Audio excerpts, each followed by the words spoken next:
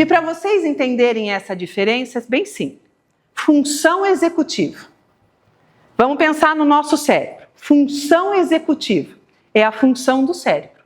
Aprender a andar, aprender a falar, aprender a cozinhar, aprender a dirigir. Quem aqui pensa, pisa na embreagem, muda a marcha, pisa no breque, vira? Não, o cérebro já estipulou isso. Função executiva.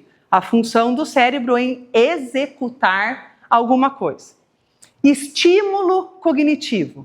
Qual é o estímulo que eu dou para o meu cérebro executar aquilo? Então eu vou entrar no meu carro, ligo o alarme do carro, meu cérebro a minha função do reloginho já está lá. Ah, ela vai dirigir, ela tem que apertar a embreagem, não, é carro automático, pisa no freio, blá, blá, blá, blá. Certo? Então, o psicopedagogo e o professor trabalham as duas partes, as funções executivas e o estímulo cognitivo. Tá? Mas daí tem o estímulo neurocognitivo.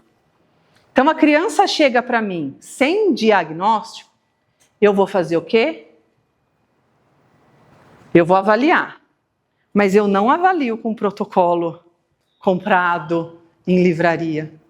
Eu não avalio com teaco, VISC, com qualquer um que vocês falam aí. Não avalio. Ai, Thaís, você é nojenta. Não. Ninguém é igual a ninguém. A criança vai sair da escola que está o dia inteiro sendo massacrada com conteúdo e vai chegar no meu consultório para ver o quê? Conteúdo prescritivo, papel, caneta, desenha a casinha em cima, desenha a casinha do lado. Por que eu não posso dar uma massinha para ele, forminha, pazinha e falar para ele, crie e observar o objetivo daquele teste no prático? Quem daqui fez magistério? Eu, a Paty, O que era o magistério para a gente? Era a prática. Que pena que não existe mais o magistério. Era a prática. Hoje hoje as professoras falam assim, eu estou fazendo pós-graduação online, nada contra, meu mestrado é online, mas estou fazendo pós-graduação online e o meu professor me deu uma cartilha de análise de desenho. Então, se ele desenhar a casinha bem quadradinha, ele tem transtorno opositor desafiador. Gente, eu quase caí da cadeira. Não é assim. Não é pegar o que está na apostila, as psicólogas de plantão aqui vão falar para mim, e remeter ao que está no desenho. A gente tem que conhecer a história da criança. A gente tem que conhecer a história do pai, da mãe, de repente a história do vô, da avó. A gente tem que ouvir a criança. Na minha sala, eu tenho um espaço que eu tenho um acordo com uma moça que faz aluguel de brinquedos. Então, todo mês, troca os brinquedos da sala. Mês passado era um food truck.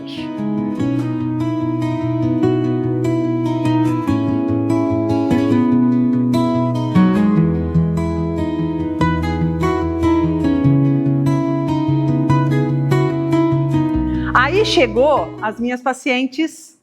Eu não atendo adolescente, a não ser que seja um caso assim de família conhecida, eu vou até os 13. Mas chegou uma menina de 15 que está comigo desde que eu voltei para a clínica. Ela olhou, ela fazia assim, você vai deixar eu brincar? Eu fiz, vai. Eu encerrei, eu nem comecei a sessão, eu deixei ela brincar. Gente, eu vi tanta coisa naquela brincadeira que eu não veria em 15 sessões de prática psicopedagógica, de repente. Sabe? Então esse é o objetivo. Agora, semana que vem, troca para uma feira. Então vai ter a barraca das frutas, a barraca do pastel e a barraca da pamonha. E aí eu tenho uma pequenininha que é de Piracicaba, né? E aí ela chegou assim para mim e falou assim, quando chega a feirinha? Quero fazer pamonha para você, né? Então, gente, isso que é legal. E daí, o que vem depois? Então, eu tive que fazer um quadro na porta da recepção, o aluguel de cada brinquedo para cada um, porque ferve. Eu atendo um adolescente autista de 15 anos, foi descoberto autismo o ano passado. Ele brinca com a pista de carrinho, ele canta na pista de carrinho. As canetinhas são os bonequinhos dele. Aí eu comprei, sabe esses kits de constelação familiar? Eu comprei e dei de presente para ele. A mãe dele conta que ele estuda à noite, que ele chega da escola, ele senta na cama e fica brincando com os bonequinhos. E aí, quando eu falo para ele, o que os seus bonequinhos fizeram? E ele conta para mim a vida dele através dos bonequinhos. E eu vou falar para vocês, ele parou de ir na psicóloga porque ele abomina a psicóloga dele. Por quê? Porque ela queria que ele falasse. E uma criança do espectro autista nem sempre fala. Ela não quer ser questionada. Ela quer ser vista. Então, a psicopedagogia neurocognitiva, ela vem dessa vertente, dos 5 pontos: fisiológico, biológico, ambiental, familiar e cognitivo. É fácil? Não é fácil. Não é fácil, mas é possível. Então, o primeiro passo para a gente trabalhar com esses processos, ou para a gente poder entender o que essa mãe precisa, é a gente saber o que a gente pode ofertar para essa família. E aí, quando a gente vem de um transtorno do neurodesenvolvimento, gente, por que eu estou falando transtorno do neurodesenvolvimento? Porque não existe mais neuroatípico, neurodivergente, dentro do DSM-5, já é tudo transtorno do neurodesenvolvimento, tá?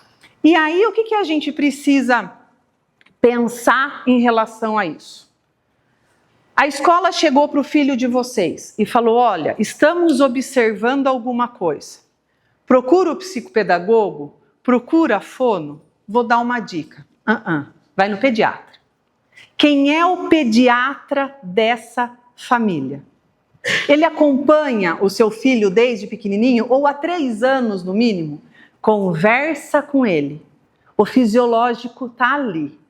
Se essa criança tiver alguma coisa fisiológica, esse pediatra já observou na consulta dele, tá? Se não for as consultas de meia hora, né, gente?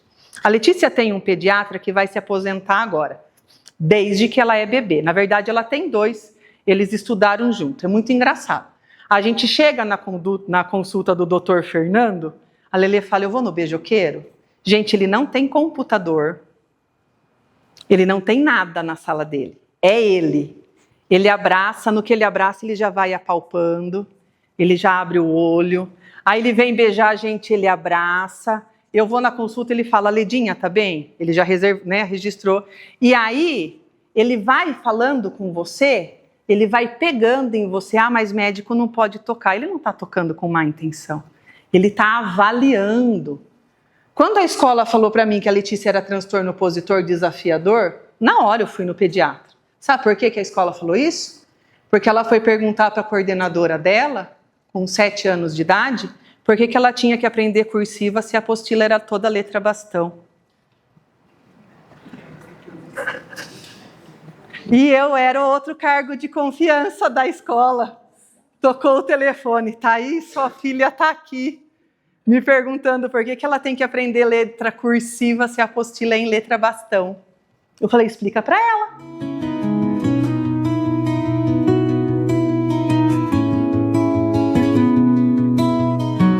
Aí ela falou, desce aqui, por favor. Eu desço.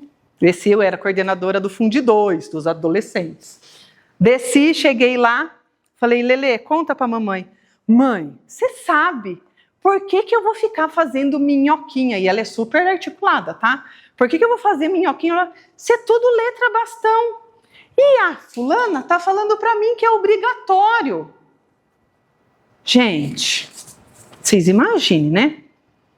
Aí eu fiz, Letícia, volta para a sala. Em casa a mamãe explica.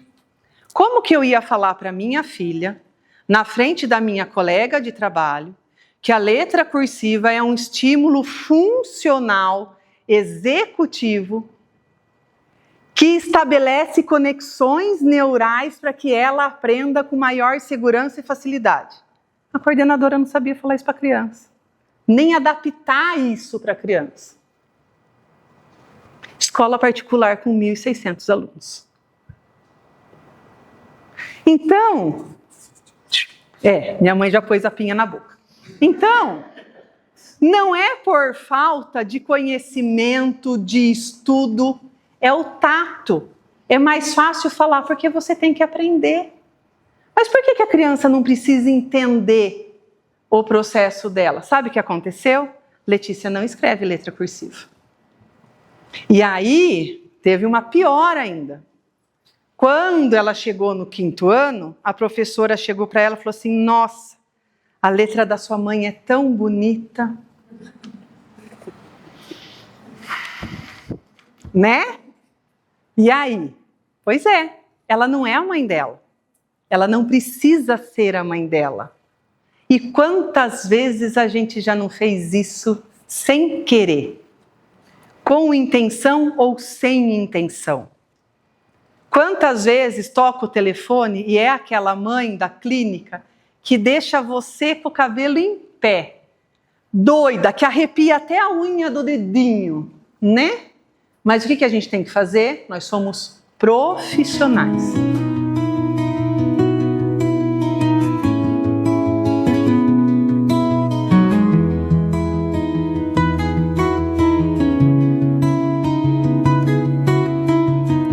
Eu tenho um sofrimento a cada final de contrato absurdo. Absurdo. Dói na alma. Mas daí o meu orientador falou assim: não são seus filhos. Você já fez o seu papel. A responsabilidade é deles. Por que dói na alma? Porque a gente faz com carinho. Cada turma que muda de ano, a professora chora. Era a turma do meu coração. É porque fez com carinho. Da alta para a criança, dói no fundo. Não dói no fundo da alma? A gente fez certo. E aí eu não posso falar palavrão porque está sendo televisionado, né? Mas é duro ser pi, né? Quando a coisa funciona, né? E aí o que a gente faz? Leva para o pediatra. Nem que você chegue lá e o pediatra fala: é caso de fono, é casa de psicopedagogo. Leva para o pediatra. Ele é médico. Ele estudou para saber orientar. Do pediatra vai para fono. Vai fazer a terapia fonoaudiológica. Eu sugiro que vá para fono e para psicopedagoga ao mesmo tempo. Não precisa. Faça um processo de cada vez. Você não precisa sobrecarregar a criança e o adolescente. Da mesma maneira que ele não precisa fazer judô, karatê, futebol, natação, hidroginástica um dia de cada semana. Espera a coisa acontecer. Ele já está indo num lugar diferente. Vai para fono, vai aprender o que é a fluência. Vai aprender que o que ele escuta precisa ser processado para depois falar e para depois escrever. A fono vai falar para a mãe. É psicopedagógico. Vai para a psicopedagoga. Tá? Aí chegou na psicopedagoga. Gente, psicopedagogo não lauda. Psicopedagogo, neuropsicopedagogo não lauda. Tá? Nós temos habilitação para teste? Temos, mas nós não somos neurologistas, neuropediatras ou psiquiatras. Não pode. É contra lei. Hashtag xadrez. Tá? Se você é de sindicato, se você é de conselho, se você é de associação, psicopedagogo, neuropsicopedagogo vai levantar as hipóteses. Vai ver se aquela criança, mesmo com a cartilha, não vai aprender. Se mesmo com a cartilha vai ter a dificuldade. Tá trocando letrinha. Volta para fono. Dislexia, quem lauda é o fonoaudiólogo, não é o psicopedagogo. Quem trata a dislexia é o fonoaudiólogo, não é o psicopedagogo fazendo redação e corrigindo ortografia com a criança. Tá? O psicopedagogo vai fazer todos os testes, avaliação do jeito que ele está acostumado, que ele sente segurança. Vai fazer todo o documento. Vai mandar para quem? Para o neurologista? Não. Para o neuropsicólogo. Quem é o neuropsicólogo? É o psicólogo que tem os 5 anos de faculdade, fez a especialização em neuropsicologia e fez uma avaliação do Conselho Federal de Psicologia para ser neuropsicólogo. Eu sou da Sociedade Brasileira de Neuropsicologia, mas o meu registro não me dá habilidade para diagnosticar. Eu conheço os testes, eu conheço os trâmites, eu conheço os processos, tenho todos guardados no fundo do armário, porque como eu disse para vocês, eu não uso, mas eu não posso diagnosticar, nem ele. Ele é quem vai utilizar todos os documentos neurais, emocionais, que vão casar em tudo para que ele efetive o levantamento de hipótese. Então, se a psicopedagoga escreveu lá, hipótese diagnóstica, TDAH tipo desatento, ou tipo hiperativo, ou tipo combinado, vai para o neuropsicólogo. É um norte. É um norte. O neuropsicólogo vai fazer o quê? Vai pegar todas essas informações, vai aplicar o teste que eles têm com segurança, vai fazer análise emocional, vai entrar em contato com a escola, vai fazer todo o processo e aí ele vai falar assim, tem TDAH do tipo desatento, mas tem ambiente. Ou tem escola, que às vezes a escola não favorece. Mas os pais são separados, são rotinas diferentes. Então, será que esse déficit de atenção é ou não é? Ou se a criança é hiperativa, na casa do pai, pula que quebra tudo, na casa da mãe, mal fala. Aí, tudo isso vai estar no relatório da neuropsicóloga. Aí ela vai encaminhar para o neuropediatra. Com o relatório do médico, da fono, da psicopedagoga e do dela. Gente, isso é o que é o certo, tá? Não é todo mundo que faz, mas isso é o certo. Aí chega lá no neurologista, neuropediatra, ele vai pedir exame de sangue, ressonância, blá, blá, blá, tudo que for necessário. Por lei, ele deveria pedir, tá? E aí ele vai ver todo o protocolo daquela criança. É o neurologista ou o neuropediatra, às vezes o psiquiatra, que vai diagnosticar. Ele é o médico habilitado para esse diagnóstico. É o neuropediatra que vai escrever lá, deve fazer psicopedagogia, fonoaudiologia, psicólogo nunca foge, tá? Psicólogo, psicopedagogo nunca foge. E se a criança tem medicação, o ideal é que ela vá para um psiquiatra para acompanhar essa medicação. Por quê? Porque se a criança entra em crise, nem todo neuropediatra vai saber controlar a crise. É o psiquiatra que vai. Então, vocês estão vendo como é para fechar um laudo? Não é 1 mês, 3 meses, 4, 6. Não, às vezes demora 1 ano e meio. Mas, Thaís, enquanto isso, e a minha escola? A psicopedagoga vai lá na escola.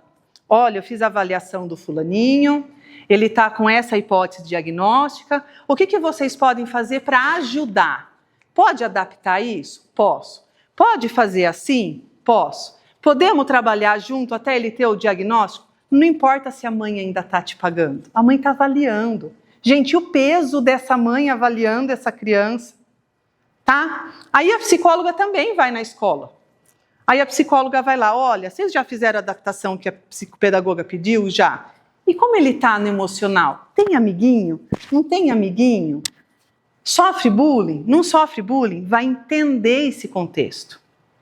E eu costumo falar que é um triângulo amoroso. Se a multidisciplinaridade, a escola e a família estiverem nesse triângulo amoroso, tudo flui, tudo funciona. Vai ser 100%? Não vai. Não existe 100%. Mas chega nos 99,8%. Chega. Chega porque eu já vi chegar. Eu já vi não chegar também. Mas eu já vi muitos casos chegarem. Quando a escola é parceira e quando os pais estão com suporte emocional preparados para essa demanda. Porque nem sempre é fácil escutar que a sua filha tem um transtorno de ansiedade generalizada. Que você não pode contar para ela que vocês vão viajar na semana seguinte, que vai ter dor de barriga, que não vai dormir à noite, vai ter um passeio na escola, fica vomitando, tem febre, perde o passeio porque passou mal. Ou que o seu filho é autista. Nossa, agora tudo é autismo? Agora tudo é autista, né? Que febre. Tanto que a neurocientista que criou, que identificou mesmo o primeiro autista, já falou em várias, tem artigos, que ela se arrepende, porque tudo é autismo. E não é. Como nem tudo é TDAH, como nem tudo é hiperatividade. A criança é hiperativa, coloca uma rotina na casa dela. Ensina essa mãe a pôr limite. Não precisa bater, não precisa pôr, mas pôr um limite, pôr um respeito, esperar o outro falar, esperar o outro se servir, seguir horário. Será que ela vai continuar sendo hiperativa? Se essa criança está 15 horas na tela do celular, do tablet, jogando Roblox, ela vai ser hiperativa mesmo. Olha quantas informações o cérebro dela... Sabe quando eu não pago, mas as pessoas que pagam o Instagram para ter os números lá, esqueci como que chama tem um que faz a programação lá. Os jogos de internet, eles estão o tempo inteiro programando o cérebro da gente. O tempo inteiro. Teve um estudo que diz que por que quando a gente era criança e ia no cinema e assistia ao filme, saía do cinema com vontade de comer determinada coisa, porque aquilo estava intrínseco no desenho, né? E aí eles fizeram um estudo em cima do filme dos Goonies. Eu adorei assistir aquele estudo, porque era o filme Os Goonies. O tanto que aparece a Pepsi no filme dos Goonies, o recado era quadro da Pepsi, era quadro não sei o quê. Lá no barco, perdido na caverna, tinha uma latinha de Pepsi. Gente, quem que não vai querer tomar uma Pepsi quando terminar de assistir o estudo? Está ali, trabalhando o quê? O inconsciente da gente. Então, esses jogos, ele estimula e ele prejudica o inconsciente da criança. Você nunca viu filme de guerra, você nunca levou seu filho num ambiente violento, você não fala alto na sua casa, mas ele entende de todas as armas possíveis. O que ele está jogando? O Roblox, o Fire, não sei o que lá, né? O que ele está sendo estimulado? Ah, mas eu não ensino meu filho a ser o malvadão da sala. O que ele está fazendo no videogame? Está aí. Tudo é estímulo. E não é um estímulo assim, não. É um algoritmo, ou sei lá, algoritmo, como que eles falam, de estímulos, pro bem e pro mal.